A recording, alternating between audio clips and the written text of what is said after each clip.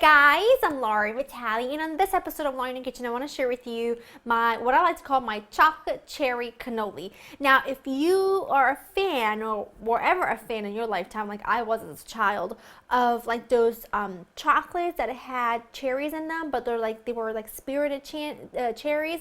I grew up eating them. My nono years and years ago always had a box, especially around the holiday season. So it was a special treat, and it was something that we ate once in a while, and that kind of came back to me when I was playing around with some cannoli fillings, and I thought, why not add really good chocolate and some spirited cherries to the mixture and see what we come up with. And it was just so delicious. I had to share with you because it really literally takes like 5 ingredients, which is amazing.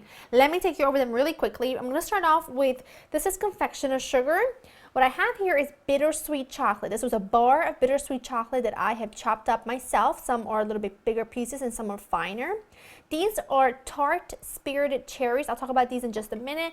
Vanilla paste, of course you'll need cannoli shells, and your ricotta. Now, if you are lucky enough to live close to like a great Italian shop or a cheese shop, anywhere that has fresh ricotta, you don't have to do this. You will be ready to go as soon as you come home from the store. But for those of us who don't, I don't necessarily go to a specialty store every time I want to cook something or make cannoli. What I do is I just buy a tub of ricotta. You'll need about 2 pounds. And what I do is I just put it in a sieve over a kitchen towel or paper towels, or even coffee filters will do. And you basically weigh it down in the fridge. I had a can on top of this. You weigh it down in the fridge. You leave it for, I don't know, 6-7 hours or overnight. It's up to you. And you just leave it like that. And some of the liquid will kind of run out the bottom, not too much, but most of it will be absorbed by your kitchen towel, leaving you with a much drier ricotta, making it so that your filling doesn't just run out all over the place. So that's what I have here. I'm going to add it to my big jug. You see how thick that is? See that? That is what you are looking for. So once you have that, I want to talk to you a little bit about these cherries. These are some tart cherries. You can sometimes find them in a jar or even there's a lot of different brands that put them in cans. If you don't want to go this route, you can buy cherries packed in juice. It'll work just as fine, just as well, or you can even use candied cherries. It'll give you a bit of a different texture. The whole point about this for me is that I've got that chewy, like wet texture of the cherries with that bittersweet chocolate shavings all the way through. So that's why I prefer to use these. But really, you can really use any cherries you want. You can even use frozen cherries in juice or in a sauce or whatever they come in, and just make sure you thaw them completely. But this is what's really important. You do not want all this juice because it will make your filling really, really runny. So what I'm going to do is you just take your cherries. I'm giving these a rough chop, and you're going to just squeeze them in your hands like so to really get rid of any extra juice, because otherwise, like I said, your filling will be really, really, really wet. And then once you do that, all this pulp, you kind of add it to your ricotta mixture. And I know you're thinking, what are you doing, woman? You gotta trust me. Have I ever let you down? But you just want to squeeze, squeeze, squeeze till you're completely done. Do not get rid of the juice, whether it's alcohol in it or just regular old cherry juice. Don't get rid of it. Make yourself a really good cocktail. I'm telling you, that's what my nonna would do. And it's so funny, I have such vivid memories of like my nonna. In fact, she still has pears that have been in alcohol for years in a big jar that have been in her house for I think 20 some years, and she won't get rid of them.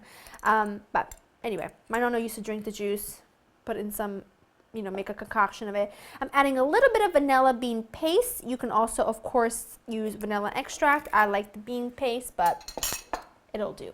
And then some chocolate shavings. It's really important I use bittersweet chocolate. You don't want to use, well, of course you can use whatever your heart desires, but really I prefer bittersweet chocolate. It just has a much better balance with the sweet confectioner sugar and then the tart cherries. It just all flows better. And I love chopping it myself because now I have some bigger rubbles, some smaller ones, some like sandy chocolate in there. It's really great. I love being able to do that. And then of course your confectioner sugar, because you need a little something sweet. And then just use a little bit of elbow grease and mix everything together with your spatula just until it's combined, and you're pretty much done. That is your filling. How easy is that?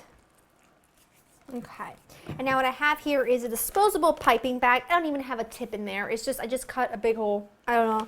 It's sometimes you just don't want to even bother with, you know, piping tips and all that jazz. I just want to make it as easy as possible on myself. And then just working in batches. I'm only going to do 6 for today, and then I'll pop the rest in the fridge, and I can use it. I can actually use this filling on pretty much anything my heart desires, from a tart shell to cupcakes, whatever I like. And then just fill your piping bag. Don't overfill it because it really makes it kind of difficult to pipe. Get it all enclosed. See how nice and thick that filling is? It's important. And then look, I've shared this with you before, but basically you go in half like so, and then you do the other half. And it's perfect every single time. Look at that cherry. That has got my name written all over it. I'm going to fill the rest of these, and then it'll be time to dig in. I'll stop here for now and look at them. This thrills me so much. You can also, by the way, these will be fantastic for a party. Just get the mini cannoli shells and you're good to go. You can make your own cannoli shells, and let me know down below if you would like me to share with you my recipe for homemade cannoli shells. Give this video a thumbs up and let me know in the comments down below. And also let me know your favorite cannoli filling because I'm always up for ideas on like putting a twist on a classic. And great thing about cannoli is you can do so many different things with it, and I want to hear from you what you want to see. And then, because I can't help myself, I have a little bit of cocoa powder and a little bit of powdered sugar in my little sifter here, and just add a little sprinkle of extra something special. Oh, beautiful, beautiful. Okay, I'm gonna go in the first one because it's got a piece of cherry kind of hanging out and waiting for me. I know, I'm very naughty. You see how I work?